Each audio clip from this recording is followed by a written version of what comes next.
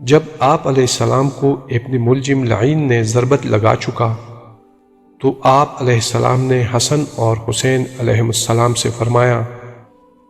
میں تم دونوں کو وصیت کرتا ہوں کہ اللہ سے ڈرتے رہنا، دنیا کی خواہش مند نہ ہونا، گرچہ وہ تمہارے پیچھے لگے، اور دنیا کی کسی ایسی چیز پر نہ کھڑنا جو تم سے روک لی جائے، جو کہنا حق کے لیے کہنا اور جو کرنا ثواب کے لیے کرنا،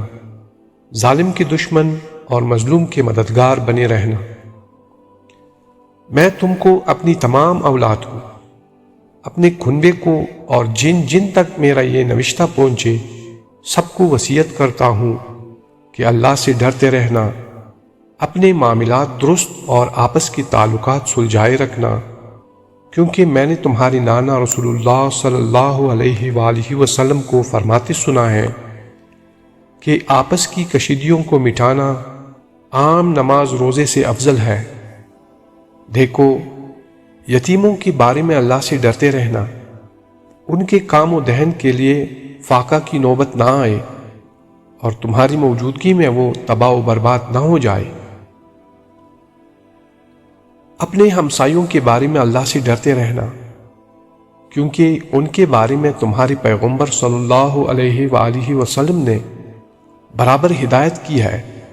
اور آپ صلی اللہ علیہ وآلہ وسلم اس حد تک ان کے لیے سفارش فرما رہے ہیں کہ ہم لوگوں کو یہ گمان ہونے لگا کہ آپ صلی اللہ علیہ وآلہ وسلم انہیں بھی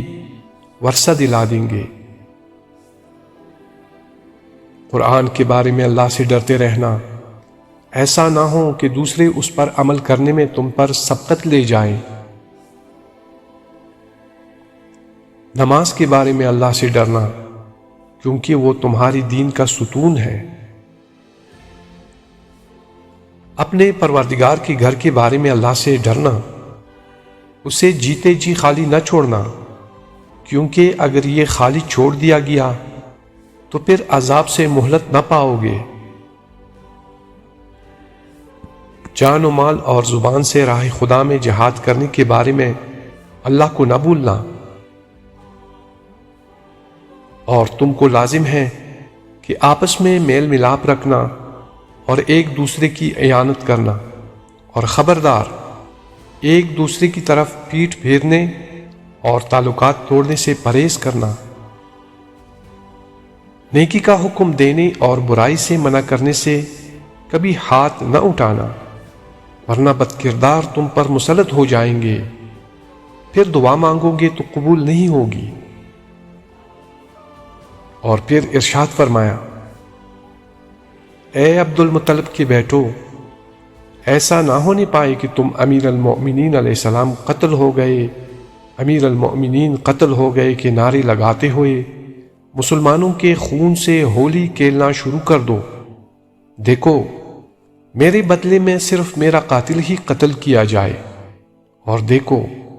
جب میں اس ضرب سے مر جاؤں تو اس ایک ضرب کے بدلے ایک ہی ضرب لگانا، اور اس شخص کے ہاتھ پیر نہ کاٹنا، کیونکہ میں نے رسول اللہ صلی اللہ علیہ وآلہ وسلم کو فرماتے سنا ہے کہ خبردار، کسی کے بھی ہاتھ پیر نہ کاٹو، گرچہ وہ کاٹنے والا کتا ہی ہو۔